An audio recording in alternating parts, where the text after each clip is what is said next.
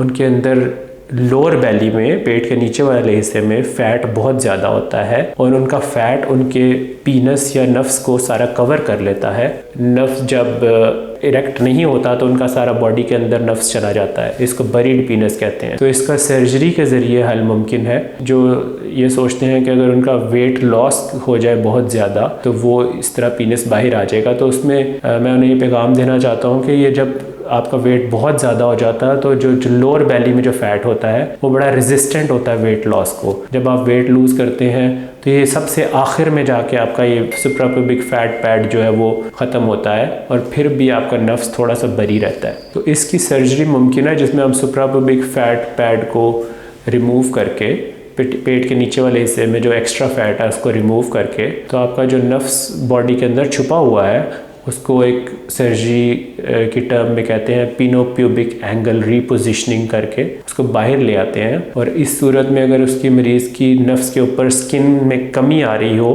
उसमें एक स्किन आपकी थाई से ग्राफ्ट लेके तो उस पर ग्राफ्ट भी लगा दिया जाता है।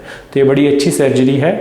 और मैं एक पैगाम ये देना चाहूँगा कि जिन लोगों की बरीड पीनस होती है या बॉडी के अंदर चली जाती है, उनके अंदर प्रॉब्लम्स क्या हो सकते हैं। उनके अंदर जो प्रॉब्लम्स हो सकते हैं वो ये है कि उनके एक तो सफाई सुथराई का ख्याल रखने में बहुत मसला होता है, उनके अंदर मॉइस्चर ट्रैप हो जाता है आपके पीनस के हेड के अराउंड, और वहाँ पे गंदगी कलेक्ट होने की वजह से उनको कई बीमारियों का शिकार हो सकते हैं, जिनमें बहुत ही ख़तरनाक बीमारी पीनाइल कैंसर है। नफ्स का कैंसर होने का ख़तरा हो सकता है अगर ये लॉन्ग टर्म मॉइस्चर रहे उधर। इसके अलावा जल्द की बीमारी जिसको लाइकन स्क्लेरोसिस या BXO बेलेनाइटिस ज़ेरोफ्थेल्मिया ऑब्लिटरेंस कहते हैं, वो एक जल्द की बीमारी है जिसमें जल्द सारी वाइट रंग की हो जाती है आपके नफ्स की, और ये सारी उसमें क्रैक्स और ज़ख़म बनने लग जाते हैं और आपकी पेशाब की नाली को भी इफ़ेक्ट करती है ये बीमारी, और उसमें स्ट्रक्चर या पेशाब की नाली को तंग कर देती है। ऐसे लोगों में कॉमन होता है जिनका बरीड पीनस होता है, तो इसका इलाज करवाना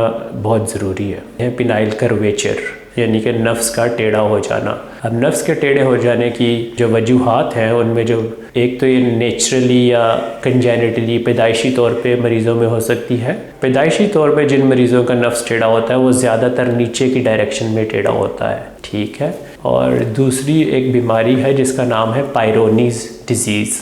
ये भी एक बीमारी है जिसमें नफ्स टेढ़ा हो जाता है। ये ज़्यादातर 35 साल से 60 साल के लोगों में कॉमन होता है। डिज़ीज़ के या इस मर्ज़ के 2 फेज़ होते हैं। पहला जो मरहला होता है उसको एक्टिव फेज़ कहते हैं, और एक्टिव फेज़ यूजुअली 6 महीने तक रहता है।